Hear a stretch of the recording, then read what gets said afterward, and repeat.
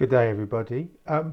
Today we're going to give a real example of why and how the Shatterheart modular classes system works with two variant builds and really demonstrate how this is far better than multi-classes as in D&D or even archetypes as in Pathfinder 2nd edition. And we're going to give an example from the Anchorite class. We talked about the Anchorite class yesterday, and one is going to be ranged weapon focused and the other is going to be melee focused. And there are really many examples you could give. You could have one which is, for example, focused on spellcasting. They're probably not best for the Anchorite class because they're not spellcasters, or it's wrestling attacks, ways of turning, or even a more balanced build. Now, we're giving examples of levels 1 to 6. Levels 1 to 6 will give you a really good platform for specialization. Above that level, the options for specialization are much lower, and really you want to try and balance your character. So it's not entirely a one-trick pony. Of course, you could try and balance from the beginning, but perhaps these kind of builds are more optimal because they do give you big smacking attacks earlier in level. Okay, so let's just switch monitors on this Word here, document here. Oh, that went over and came back. Oh, this is better. Okay, right, we've sorted out our windows now. Now, first is an Anchorite ranged specialist build. Call it quivering arrow build for sake of argument. Now, there are of course weapons that Anchorites automatically get trained in, including short bows at level 1, but they have one choice for having trained in another weapon. So it could be, long swords, sabers, it could be pole arms, it could be, they can't do great weapons, it could be spears, martial spears, could be swords, but here longbows is optimal because we're a ranged weapon build.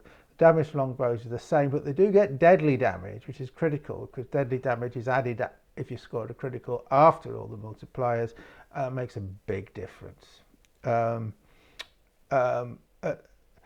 no other benefits at level 1. So unlike rangers get ranged weapon benefits level 1. They get a skill, and they're automatically ranged weapon specialists. So that's plus 2 really. But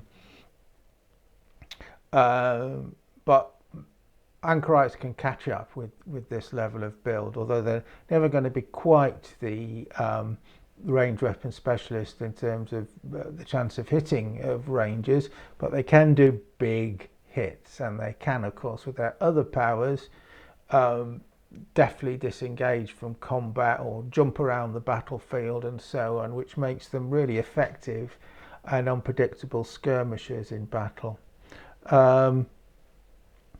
Now, the level 2, I strongly recommend the Eagle Eye, which is a pre-roll ability. So you spend 1 focus point, 1 action point, and it gives you edge. That's a big benefit. And then you can also, as a spell, choose sure target and one other could be anything. Not a big choice for Anchorites at first level. Sure target makes it guided. So if you roll a miss, you automatically hit. If you roll a hit, you hit. If you roll a critical hit, you critically hit. So it makes it bit like mystical missiles, except mystical missiles can't crit because you don't roll. I have to check that. I'm not sure. But you can crit with these. It's not something you'd use every shot, particularly if you've already got advantage, the benefits is going to be low if you've got a low chance of missing. But in circumstances where you've got a high chance of missing, which is possibly where you've got hindrance, you can't use it, by the way, at long range. You have to be normal range. But if you've got hindrance otherwise, then this is a good choice to use. At level 3, we would recommend Range Weapon Specialist, which gives you +1. You get your +1 to Jock, so that gives you +2, and you can use your spell Elemental Weapon, which at this level will give you +1d4 in damage. So that's a big jump up in the damage per turn that you can do, and your chances to hit per turn, and so the damage per turn average over an encounter. At level 4, recommend you've got 1 skill point, so I recommend you put that in longbows. Again, just amps up the damage. The key target, which works similar to the spell Sure Target, but is stronger, and the spell Deflect, which will give you damage resistance, so you've less chance to be hit if somebody's coming after you, particularly with ranged weapons. At level 5, you got a choice of which tribute to plus in, so we recommend Jock and Fast Shot. Fast Shot will means you can do shoot as a single action point, which means you've got an extra action point. Really, you can do you can move and attack and move. So you can jump in and out of combat from cover. There's lots of things you could do. You could do a post-roll action, all kinds of things you could do with that extra action point. And the spell Storm Arrow. Storm Arrow is similar to Elemental Weapon, but you do a lot more damage. Plus 2d6. It's even more on critical, and you can daze. So powerful. So why would you ever use Elemental Arrow as opposed to Storm Arrow? Well, you might roll a critical miss and lose the spell. So you might be fighting something which is resistant or immune to electrical damage. So you use elemental weapon with fire or whatever, wind damage, force, thunder damage. At level 6, expert in longbows to give you +2 to hit and to damage. You get the key arrow ability, which is to charge an arrow with key, and the spell key Iron Will, which give you temporary hit points, make you more resilient. At that point, the kind of spells in which you can charge up and abilities, range weapons run out. So you've kind of maxed out there, and you can focus on other areas such as your toughness. Might be a good choice, or your armor, or stone fist with melee weapons. There's loads of choices in which you can specialize after this level. The next example build is martial arts strikes specialist, not quivering arrow. Call that stone fist build. Stone strength, because stone fist is an ability. You're trained in pole arms. You could train in many things like spears and swords, but I think the advantage if you're a melee build is that you can use your polearm as a jumping off point to use martial art attacks such as kicks using various abilities.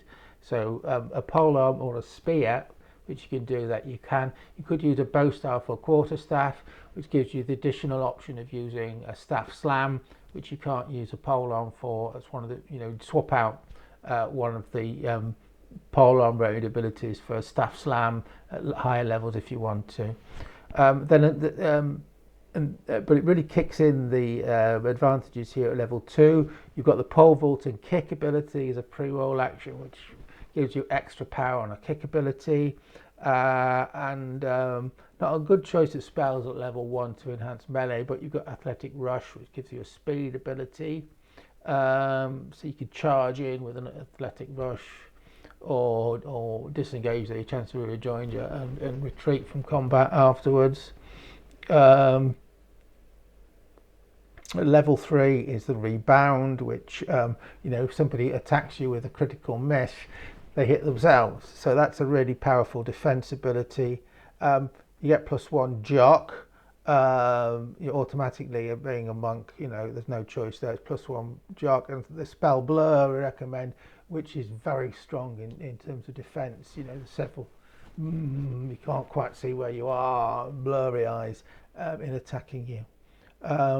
Level 4, you get a choice of which skill, so I recommend martial arts strikes, because martial arts strikes you can do a straight strike and you can also use your weapon with it, but by this you probably do as much damage at this level with your martial arts strikes as you would with even a pole arm, and it's easier to hit. At higher levels you do more damage, so you've got that ability. You've also can take the stone fist or stone kick. If you take stone fist or stone kick, you will definitely do more damage with martial arts. So martial arts strikes is to go here. You can also take the spell elemental weapon. So, but you don't only really use that as opposed to stone fist or stone kick if you've got an enemy which is vulnerable or takes extra damage to fire or one of the other elemental, cold, electricity, one of the other elemental attacks, or you want to use it in range weapons. You can use range weapons as well, of course. You can use elemental weapon on an arrow or bolt. At level 5 you've got a choice which attribute, so go with beef. And that doubles up with the chakra pressure ability. Chakra pressure, you can use add your beef damage as well, add your jock damage as well. So as well as your beef damage. So actually you can either choose beef or you can choose jock at this point. If you choose jock, then you add your jock in addition to your damage from a martial arts strike. So actually thinking about it, I think the optimal build there is +1 jock. And the spell key and really you can take level earlier than you would in the range build, which gives you temporary hit points, very strong. Level 6 you go to expert +2 martial arts strikes. Pole vault and spin. Pole vault and spin is a rare ranged attack, but it's only within 1 alpha, so you just spin around the end of your pole arm, hitting everybody. And again, there isn't a lot of spells at level 5, learnable at level 5 spells to enhance a fist or kick attack. So go for something with protection.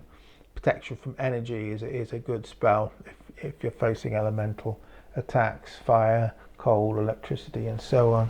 So this has just been a quick video, really, which just gives a flavour. And just compare that to the narrow choices you have. One track railroading with